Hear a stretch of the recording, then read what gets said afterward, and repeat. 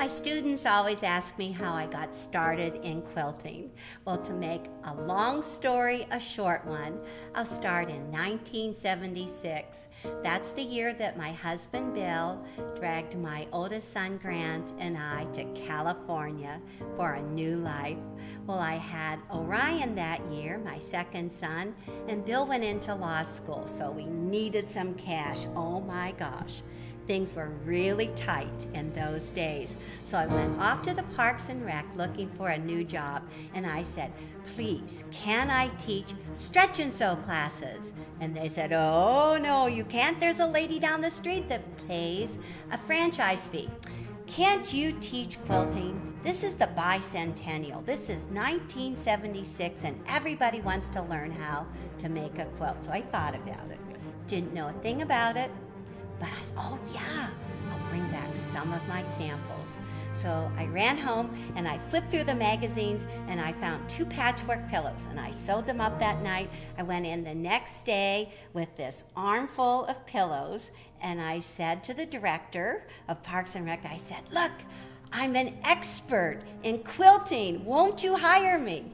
She said, oh, I'll get your class on the schedule right away. She ran a newspaper article about me, telling about this new teacher in town that was going to teach quilting overnight. I had 90 students.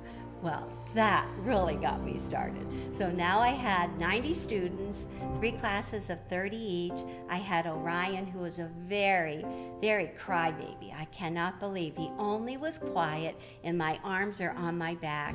So when he went down for his hour nap, I had to run into my sewing room and go pedal to the metal. So as fast as I could, make my lessons just one week ahead of my students. And so that is really where I started my quilting career.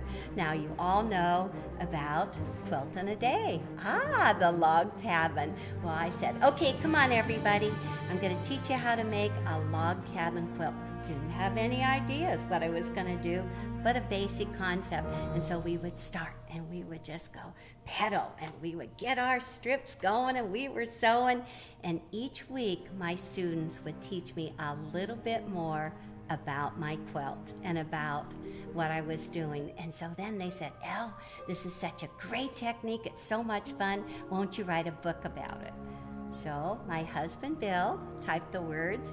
He drew the illustrations and we photocopied. Kinko's was just new then, and we would run down and we would sell. We would print off about 25 books. I thought I was so uptown with my first book, 25 copies, and it just did so well for me.